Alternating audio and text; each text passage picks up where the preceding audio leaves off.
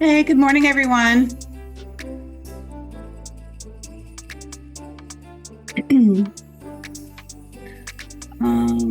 So can everybody hear me? Good morning. Hi. Yes, good morning. So I have a just a couple things, obviously. Oh, I Good disappeared. morning. Where I went. Hmm. So I just have a couple things to talk about this morning, and then, as always, I'm going to turn it over to you guys. Let me just get my handy dandy notes because I can never remember. So just want to remind everybody we're recording this and it will be posted on the blog by the end of the week. I apologize. Last month I thought I did it and I didn't. And so it was really late. So I apologize for anybody who was looking for it. So the first thing on my agenda, there has been an update to the MIS regarding the ID and contact form. On the first tab, there once was a button saying, is the other biological parent information available? Well, that question has now been removed. And also, both questions must now be answered on the OBP and the PC2 tabs about if they're living in the household.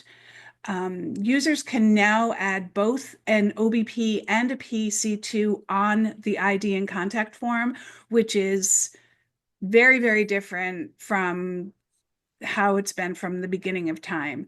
Um, so you can add the OBP, the PC2, and the emergency contact on the ID and contact form. Just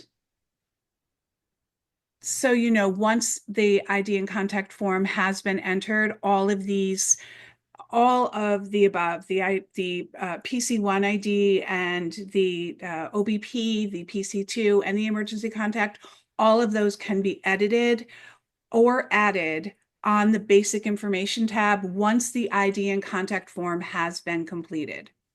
We have posted this information on the news, and there is also an updated video that has been posted on the ID and contact page, as well as on the blog. Are there any questions on that?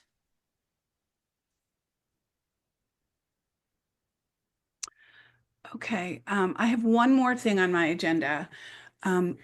Actually, OCFS has requested that we review the difference between editing and updating the service plan.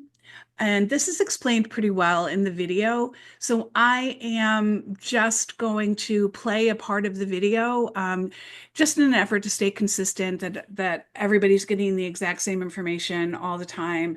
And so I'm just going to share my screen, hopefully.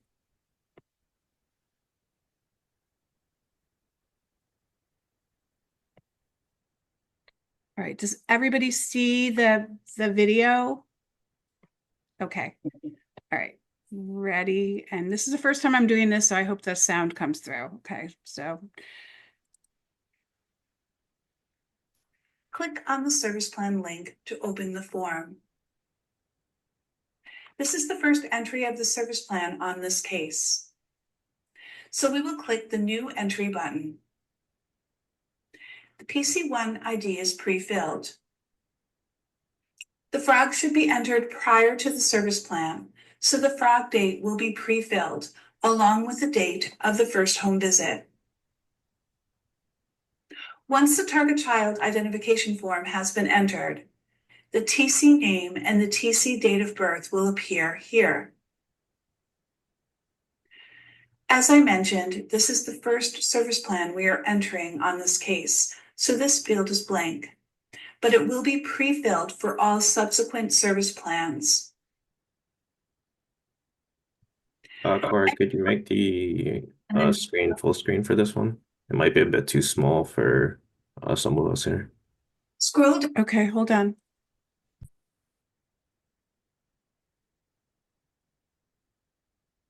Down to see all 14 domains of the service plan.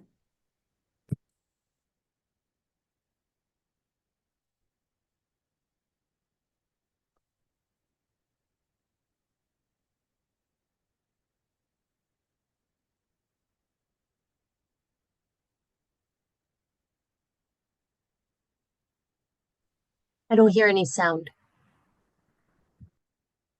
Are entered here, and the risk factors here. Enter your notes and include the date of the discussion. This will create a chronological history of your notes.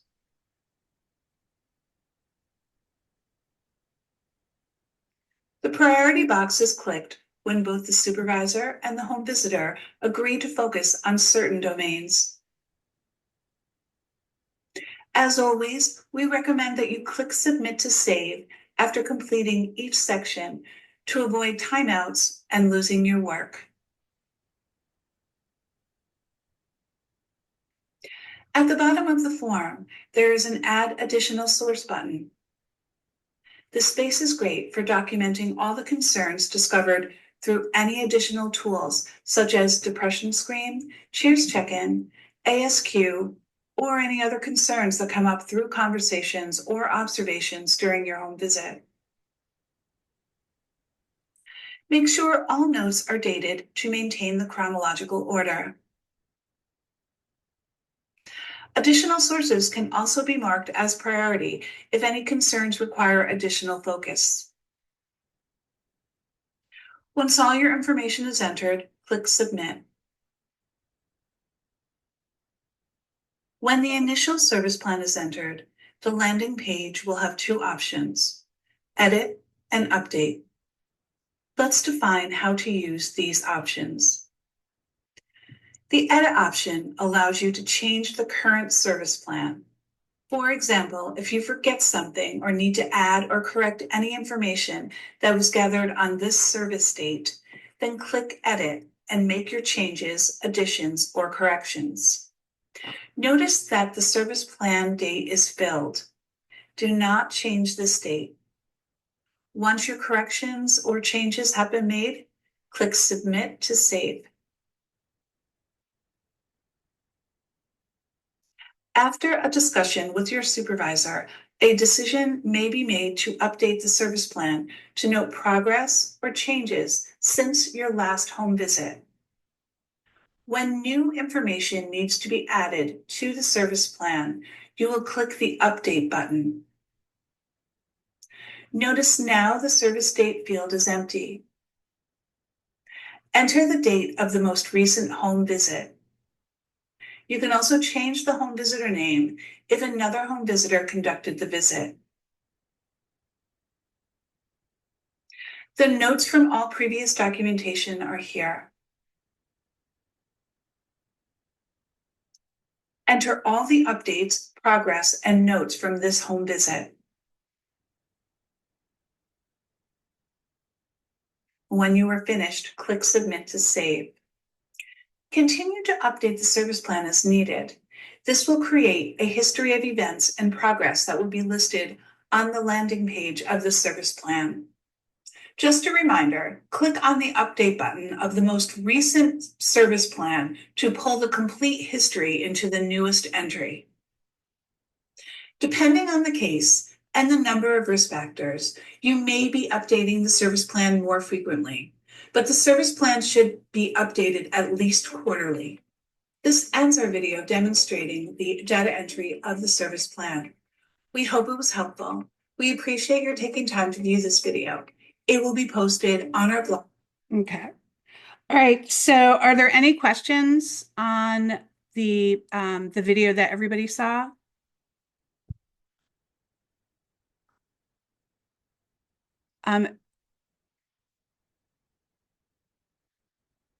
So the video is actually posted. Let me just share my page again. The video is, I can share the link to the video, but it's actually posted on the service plan page of the MIS. And let me just try to log along with other training videos. Sorry. Take care, and we'll get so tired of hearing my voice.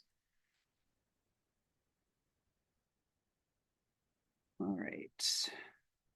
Let me just try to go to a test site so we can take a look. Well, first I can show you. Does everybody see the blog? So the service plan video, where are you, service plan?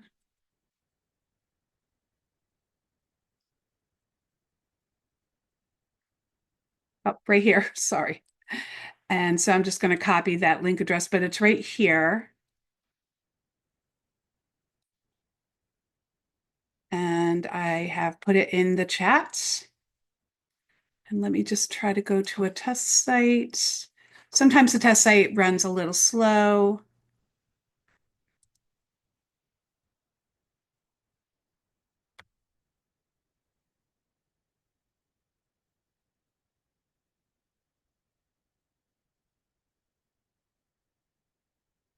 Sorry about this.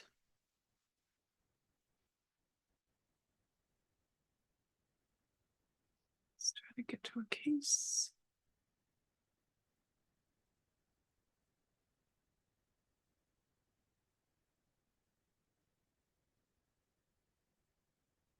It's not on the test site. I'm sorry, guys.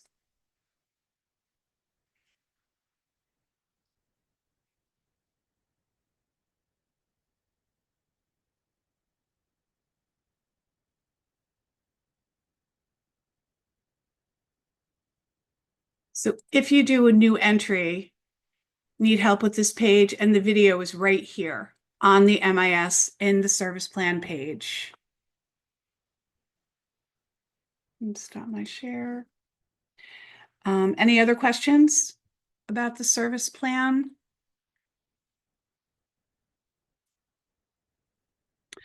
Okay, well, that's all I have on my agenda. So I'm opening the floor to you guys. Just bring on all your questions or concerns.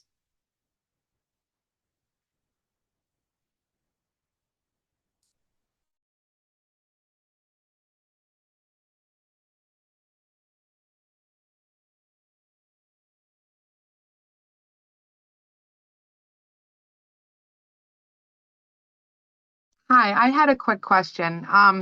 When we have screen forms that are incomplete because we don't have all of the information, such as their due date or a parent's birth year, are those engagement logs able to be pulled in a report somewhere? I know the ones for the completed referrals are, but you can't do an engagement log for the incomplete ones. I'm just wondering if those contact attempts are being recorded somewhere. For any of the referrals that do not have a screen completed, the contact attempts are documented on the referral when you're doing the contact attempts. And I believe, Jay, I think that there is a report for that, right? Because that HFA is requiring that all of the contact attempts be recorded, correct? Yeah, it should be. Let me find it. Karina posted a question. Do we need to do a service plan for a family who has been in the program for almost 5 years? That's actually more of a policy question, Karina. So I would get in touch with your contract manager regarding that. Certainly the MIS allows you to do it, but we can't really tell you if it needs to be done. Sorry about that.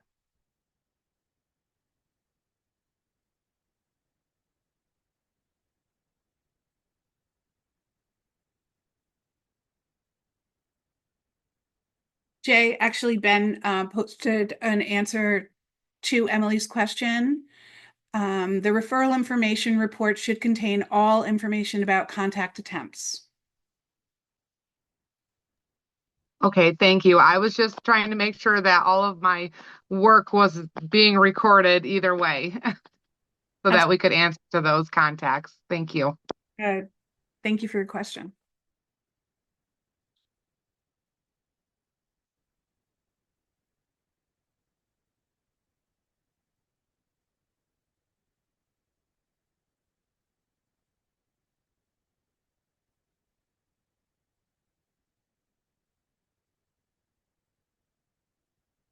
Anything else? Don't be shy, guys. I think I know the answer to this based on the report documentation for 6-3D. We actually pulled that yesterday and noticed one of our child welfare protocol families that enrolled on October 30th of 2024. And the child's date of birth was November 4th of 2023. And it said we weren't meeting for year one or year zero, which is accurate. We only had 2 business days to do anything. However, it looks like the report accounts for that. It does say that if the year was completely before the intake date, it's excluded, but partial years, even if it is a day or 2, are included. So I think I found my answer to that. So even though it was only 2 business days, it's still included on that report. Doesn't seem right, right? It doesn't, but I don't, it would be a coding nightmare to make anything different. So I think it's more like when that comes up, address it individually with the PCM and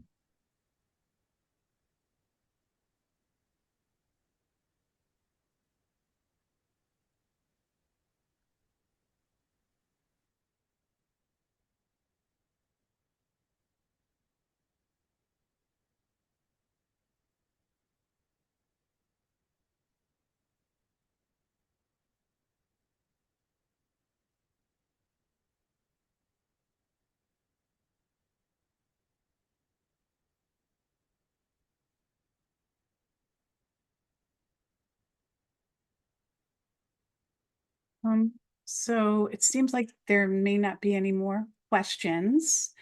As again, we're going to post this on the blog in a couple days.